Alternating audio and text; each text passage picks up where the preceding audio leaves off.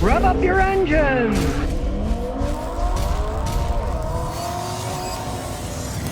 One of your viewers just sent me how they were treated like swine at a Lexus dealer. Listen to this one. They got a Lexus dealer, they wait 2-3 months for a car, and then they get a letter from Lexus. I waited 2 to 3 months, and then these swines at Lexus threw in a $1,600 dealer option of environmental fee. This was Chatham Parkway Lexus. So they sent this letter and says, "Good afternoon. Your LX600 will be arriving soon, and we see you don't wish to have the environmental package on that vehicle. Well, we're charging $1,600 simply because Lexuses are hard to get and there's a huge waiting list for the vehicle. I sincerely apologize if this doesn't work for you, and we'll happily credit your deposit back to you and make your vehicle available to the next available person in line." Yeah, they are, the swines at a Lexus dealer. They order the thing, and then they say, well, it's going to be $1,600 more than the contract you signed for because, oh, well, they're popular cars, you know? Well, guess what? You treat your clientele like that, you're going to lose a lot of them.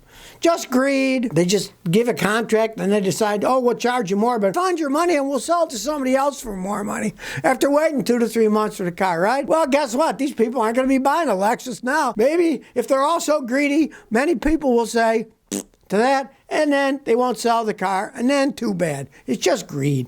You got to understand, Lexus dealers are just individual owners of dealerships who sell the cars made in Japan for Lexus, but Lexus has nothing to do with it. It's private Americans who own the dealerships who are out to basically gouge whoever they can, whenever they can, and in this case, they didn't get to gouge the person because they said, no, we don't want it. So watch out for these swines. They're everywhere. We know I tell you, Korean cars, Hyundais, Kias aren't that great way. Here's a proof of it, right? Jay Best said, a friend of mine purchased a 2019 Hyundai SUV with 20,000 miles on it. The engine blew at 60,000 miles. The dealership is replacing the engine for free, but charging them $1,700 to put it in, and the cost of the rental car. Shit, after they get out of that, they'll sell it and they'll never buy a Hyundai again. Now you figure this one out, right? Your engine, yeah, we admit, we built the engine wrong. We'll replace the engine, but you got to pay $1,700 to put it in. See, what that comes down to is warranty work is always stuff the dealers hate to do because they don't make any money on the deal, right? Well, in this case, they got the engine from Hyundai free, but they're charging $1,700 to put it in, which is their profit. Now, if you went in with a car you're paying for yourself, you would have paid for both the engine and a markup price for the engine and the labor. Well, in this case, since it's warranty, they can't mark up the price of the engine. They get the engine for free in that case, but they made money on the labor.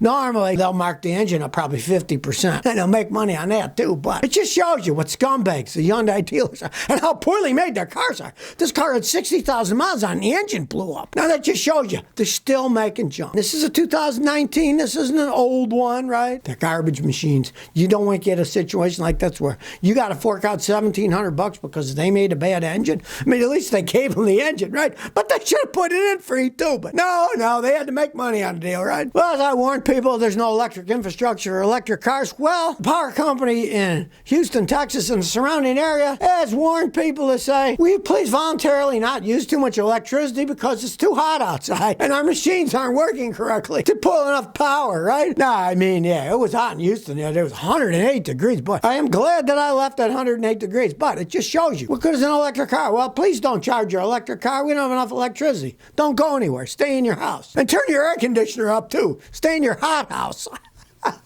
Or you're going to have rolling blackouts. So this whole myth about building electric cars and everybody's going to be driving around, it's exactly that. And as it comes closer to what these politicians think is going to be the fantastic electric future, no, it's going to fall apart like a Chinese motorcycle. Yes, indeed, it's already starting to fall apart. Even in China, their sales are down there and to lower their prices on Teslas because nobody's buying the thing. So let's see what happens as time goes on and the crap really hits the fan when a whole bunch of people get suckered into buying electric cars and they can't charge them up and the electric infrastructure crashes down. It'll be a big ball of wax. It's going to melt down in front of people's very eyes. And that's in the summer. In the winter, it's even worse. Batteries and electric electric cars. It's bad enough they don't work that good in the heat, but they work even worse when it's cold outside. And of course, now that the Biden administration is trying to tell people, get rid of your old gas heater, put in an electric heater for your house. Oh, even more electricity will be needed. And where's it coming from? Oh, magic. It's going to fall from the sky, like manna from the heavens. Well, reality's come to roost. The value of used electric vehicles is going down the toilet. For a while, it was ridiculous and it was really high. Now the truth comes out. So here's a guy, he bought a Tesla Model 3 in 2019, and he's only put 30,000 miles on it. Now, he bought the car for $47,190, 30,000 miles ago, 3 years, right? His trade-in value now is 20.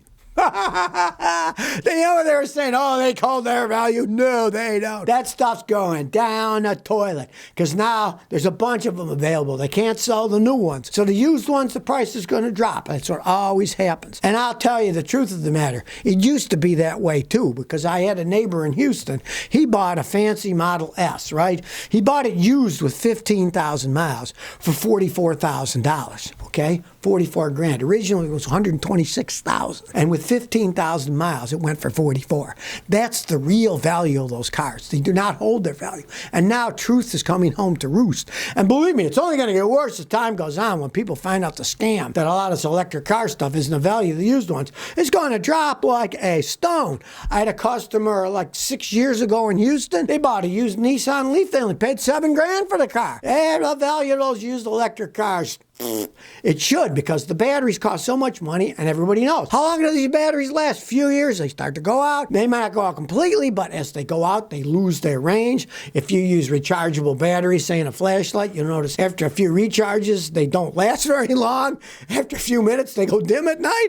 Well, the same thing happens with electric cars, and now people are realizing it, and the resale value is starting to go down the toilet where it belongs. DC Innovation 30 says, I have a rattling sound in my car after a tranny job. Got a 2016 Subaru with 94,000 miles. I had the transmission rebuilt. Now it makes a rattling noise, and it didn't do this before. Do I have to wait for something to break in, or is it something else? No, take it back. They obviously screwed the job up. One, it tells you why I'm not such a big fan of Subaru. You got 94,000 miles on it, and you had to have the transmission replaced already? That's garbage, so I tell people. Subarus are okay if you buy a new one and keep it a short period of time. But over time, you're probably going to have problems with the transmission or the engine, right? You're getting a noise. Pray that it's something stupid like, it's a big job putting that tranny in. You got to take the exhaust off, all kinds of crap, right? Maybe they just didn't bolt on the heat shield or something, right? Give them a chance to fix it. Now, if they don't fix it, then what you do is watch my video, Finding the Source of Car Noise of Scotty. There's little machines. You can buy one online for like $90 on Amazon, and you put the sending units on different parts of the car. Then you put the headphones on, and like if you have 4 senders, they'll go 1, 2, 3, 4. You click them back and forth. When you hear it loudest, you know that's where the noise. If it's coming from the transmission, they might have screwed up the job and they'll have to rebuild the whole thing. I'll tell you the truth of the matter is something like 1/3 of the automatic transmissions today that are rebuilt at shops aren't right and have to be done over 1 or 2 more times. So it could be they didn't rebuild it right. Give them a chance first. Could be something's just loose. But if not, they didn't rebuild it right. And you find out with one of those noise things, go to a different mechanic and check it out. And he says, it's coming from the tranny, take it back. It's coming from the tranny. I want it fixed correctly. That's why I warn people, you don't want to buy a car with a tranny that goes out. A lot of times, guys never fix them right. They are very complex inside. Very few people can rebuild them. Now, if you have a deal where you could actually get a brand new transmission, sure, but like the Japanese, they don't sell new engines, new transmissions. You can only get them rebuilt. And a lot of times, they are not rebuilt correctly. Well, Nissan's lack of quality is in the news again. They just recalled 236,000 Nissans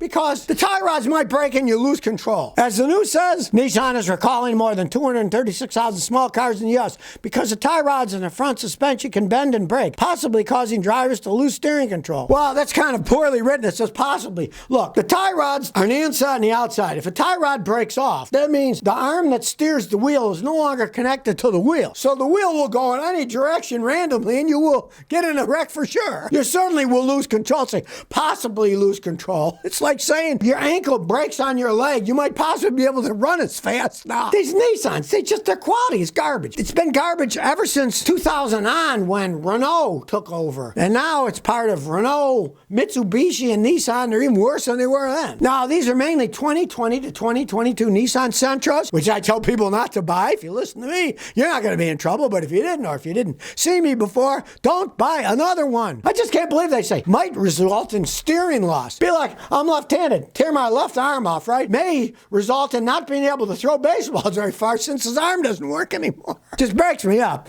how they explain these things because they're out covering themselves. We don't want him to sue us. It would cause a wreck, may cause loss of steering. Come on now. It'd be like thinking, hey, the steering wheel fell off the car. May cause loss of steering control.